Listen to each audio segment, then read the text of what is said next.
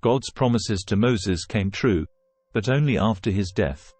This truth should encourage us because God's promises to us do not die when we die.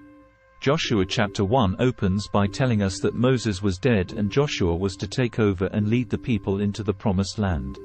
Moses had worked for 40+ years leading the people. The Lord had even promised Moses that the people would enter their rest, but Moses never saw it. Through the work of the Lord, Moses' leadership was awe-inspiring, and he was extremely humble on top of it all. However, one day, he sinned against the Lord and struck the rock instead of speaking to it so that the Lord could provide water for his people. It may seem like a little thing to us, but it was a direct affront to God. Because of this, God said Moses would not go into the land with the people. Moses' sin and mortality made it so he could not finish the job he had spent most of the latter years of his life working toward. We are not all that different. The Lord has given us all work to do in this life and for his kingdom.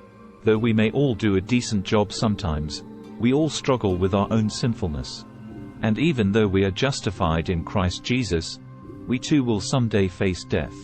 When the day of our death arrives, every single one of us will have uncompleted work to do. We will have tasks unfinished, goals not yet met, and purposes left unfilled, but every one of God's promises to us will not fail to come to pass. If done correctly, our work has always been about making this world a better place.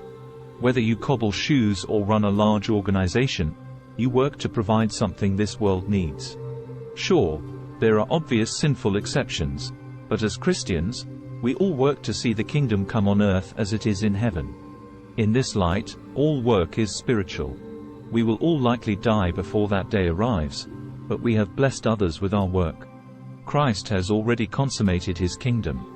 Though it is not yet fulfilled, we live in the world of the already, but not yet.